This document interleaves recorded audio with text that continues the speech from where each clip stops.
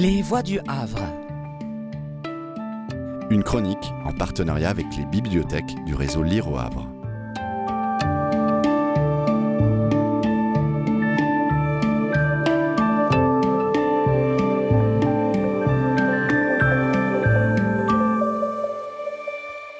Je vais vous lire un extrait de L'Ancêtre de Juan José Saer aux éditions Le Tripode.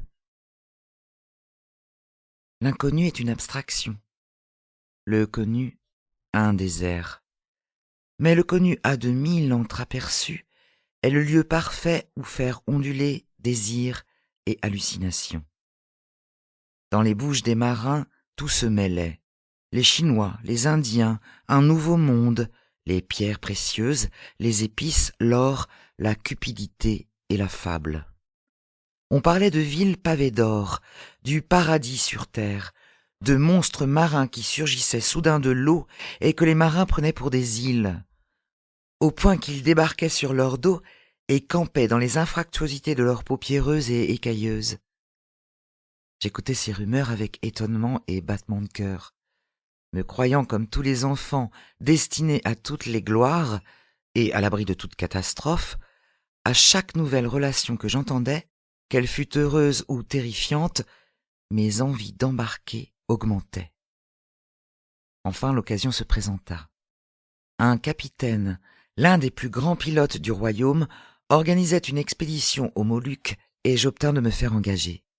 Ce ne fut pas difficile. On parlait beaucoup dans les ports, mais lorsque venait le temps d'embarquer, rares étaient ceux qui se présentaient. Je devais plus tard comprendre pourquoi. Toujours est-il que j'obtins sans difficulté le poste de mousse sur le navire amiral, le principal des 3 bateaux qui composaient l'expédition. Quand j'arrivai pour m'engager, on eût dit qu'on m'attendait. On me reçut à bras ouverts, on m'assura que nous ferions une excellente traversée et que nous reviendrions des Indes quelques mois plus tard chargés de trésors.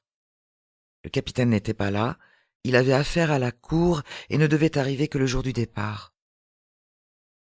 Enfin, le jour du départ arriva. La veille, le capitaine était réapparu avec une suite discrète et, suivi de son second, il avait inspecté le bateau jusque dans les moindres recoins. Quand nous fûmes en haute mer, il réunit les marins et les officiers sur le pont et nous adressa une brève harangue exaltant la discipline, le courage, l'amour de Dieu, du roi et du travail. C'était un homme austère et distant, sans rudesse, et de temps à autre on le voyait travailler sur le pont aussi durement que les matelots. Parfois, il s'arrêtait près du bastingage seul, le regard fixé sur l'horizon vide. Il ne semblait voir ni la mer ni le ciel, mais quelque chose à l'intérieur de lui-même, comme un souvenir interminable et lent. Ou peut-être le vide de l'horizon s'installait-il en lui et le tenait là, à un bon moment, sans ciller, pétrifié sur le pont. Dans ce bleu monotone, la traversée dura plus de 3 mois.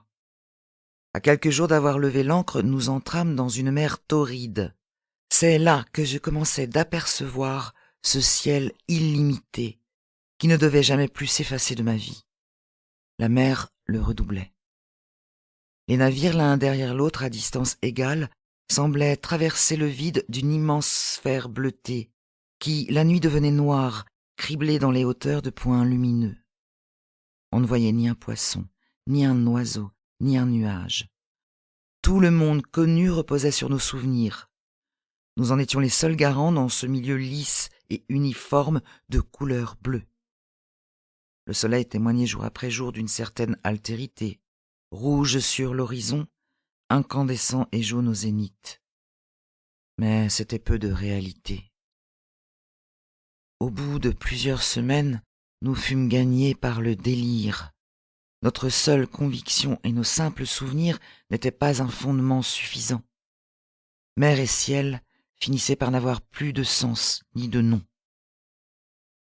Dans cette situation déjà étrange, d'autres adversités attendent le mousse. L'absence de femme finit par rendre plus sensible l'ambiguïté de ses formes juvéniles, produit de sa virilité incomplète.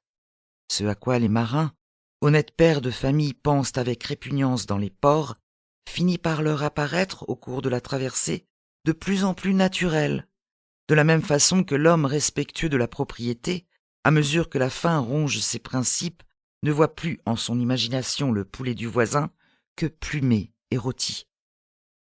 Il est à remarquer aussi que la délicatesse n'était pas la qualité première des marins.